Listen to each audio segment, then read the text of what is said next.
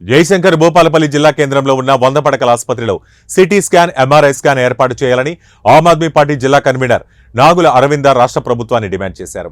ఈ మేరకు జయశంకర్ భూపాలపల్లి జిల్లా కలెక్టర్ రాహుల్ శర్మకు ఆమ్ ఆద్మీ పార్టీ జిల్లా నాయకులు వినతి పత్రం అందజేశారు. ఈ సందర్భంగా సిటీ స్కానింగ్, ఎంఆర్ఐ స్కానింగ్ లేకపోవడంతో హాస్పిటల్కు వచ్చే రోగులు ఇబ్బందులు ఎదుర్కొంటున్నారని అన్నారు. ప్రభుత్వ ఆసుపత్రిలో లేకపోవడంతో ప్రైవేట్ హాస్పిటల్కు స్కానింగ్ కోసం వెళ్లాల్సిన పరిస్థితి ఏర్పడిందని తెలిపారు. ఇప్పటికైనా ప్రభుత్వం స్పందించి సిటీ, ఎంఆర్ఐ స్కానింగ్లను ఏర్పాటు చేయాలని కోరారు. అందరికీ నమస్కారం. నా పేరు నాగుల అరవింద్, ఆమ్ ఆద్మీ పార్టీ భూపాలపల్లి జయశంకర్ జిల్లా కన్వీనర్. ఈరోజు భూపాలపల్లి జిల్లా కేంద్రంలో ఉన్నటువంటి స్థానిక కలెక్టర్ కార్యాలయంలో కలెక్టర్ గారికి ఈరోజు ఆమ్ ఆద్మీ పార్టీ ఆధ్వర్యంలో వినతి పత్రం ఇవ్వడం జరిగింది. ప్రధాన ఉద్దేశం ఏంటంటే భూపాలపల్లి జిల్లా కేంద్రంలో ఉన్నటువంటి 100 పడకల ఆసుపత్రిలో CT scanning and MRI scanning ఏర్పాటయ్యాలని చెప్పేసి కోరడం జరిగింది. కలెక్టర్ గారు వెంటనే స్పందించి మరి నా తరపు నుంచి మరి ప్రభుత్వానికి లేఖ రాస్తానని కూడా చెప్పడం జరిగింది.